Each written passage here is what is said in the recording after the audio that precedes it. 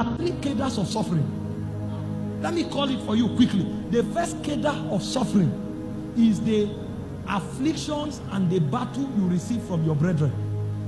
Because your battles begin from your home. It doesn't begin from the world. When a man truly begins to press into God, his first foes are those of his household.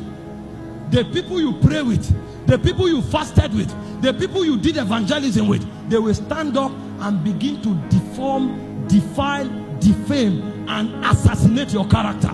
You will come to God 1,000 times and cry, and God will keep quiet. He's teaching you the baptism of suffering. Because if he doesn't allow that happen, you will never know the glory of God. Have you been there before? When those who are close to you rise up against you, you try to defend yourself. The more you speak, the more you are called the victim. The more you speak, the more you are proven to be the wrong man. That is the journey of the glory. If you enter there, know that you have begun to grow in glory. And if your Christianity have not come to a point where your brothers and sisters envy you, know that you are still joking. You are still a nominal Christian. But when you begin to press into God deep enough that people take note and envy, jealousy, backbiting begins to come, don't fight. That's not the time to fight. That's the time to give thanks. That's the time to celebrate.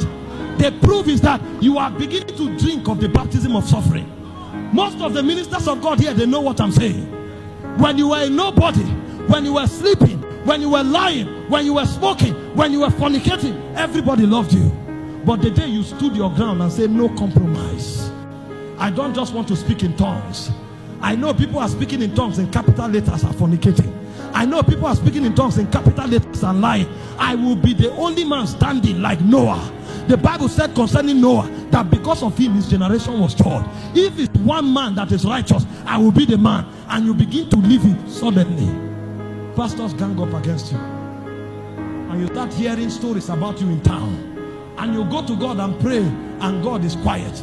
And you say, God, where are you? And God is hidden. And you shout the name of God, God is hidden. You apply all the principles you know, he's hidden. You say, okay, I will approach love, them by love. You send a gift to all of them. That gift becomes a snare. You say, okay, I will fight back. You fight back. That fighting becomes a snare. And you don't know what to do. That point where you begin to die, that is when the glory begins to come out. Because it was locked up. He said it's hidden in earthen vessel. There's no revelation that can bring it out. The only thing that will scrub your flesh until the glory come out is called suffering. And so as men buffet you, as men stab you, as men hit you, you will now discover that for the first time, your prayer is no longer about volume. Your prayer becomes bodies.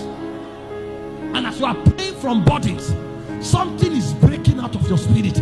The glory begins to creep out of your soul. The glory begins to creep